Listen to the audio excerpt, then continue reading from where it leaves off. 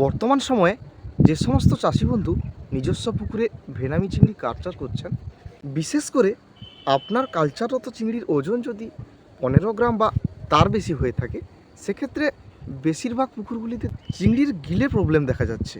অর্থাৎ জাল ফেলে পুকুর থেকে চিংড়ি তুলে দেখা যাচ্ছে যে কিছু পুকুরে 20%, আবার কোনো কোনো পুকুরে 40%, আবার কোনো পুকুরে 60% অ্যাবাভ চিংড়ির উপর গিল ইনফেকশন হয়েছে। অর্থাৎ চিংড়ির গিলের রং কালো অথবা বাদামি বর্ণের শো করছে।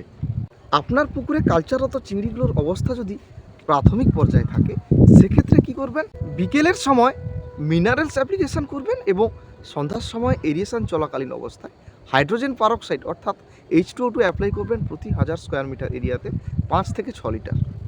আপনার ফিশারিতে এইভাবে ট্রিটমেন্ট করার পরবর্তী দিনে এরিয়েশন চলাকালীন অবস্থায় প্রতি 1000 স্কোয়ার মিটার এরিয়াতে EDTA পাউডার 1.5 কেজি এবং পটাশিয়াম পারম্যাঙ্গানেট 150 থেকে 200 গ্রাম জলের উচ্চতা অনুযায়ী আধা ঘন্টা ভিজিয়ে রাখবেন এবং পরে অ্যাপ্লাই করবেন।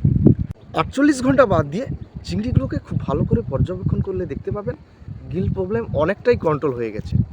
এই পদ্ধতি অবলম্বন করার পরবর্তী সময়ে আপনার পুকুরের গিল প্রবলেম যদি পুরোপুরি কন্ট্রোল না হয়, সেক্ষেত্রে মার্কেটে অ্যাভেলেবেল বহু ব্র্যান্ডের গিল কন্ট্রোলার মেডিসিন রয়েছে। সঠিক কার্যকারিতা বুঝে টেকনিশিয়ানের সঙ্গে পরামর্শ করে সঠিক প্রয়োগবিধি মেনে তবেই পন্ডে অ্যাপ্লাই করবেন। আশা করছি আপনার সমস্যা অতি অবশ্যই দূর হবে।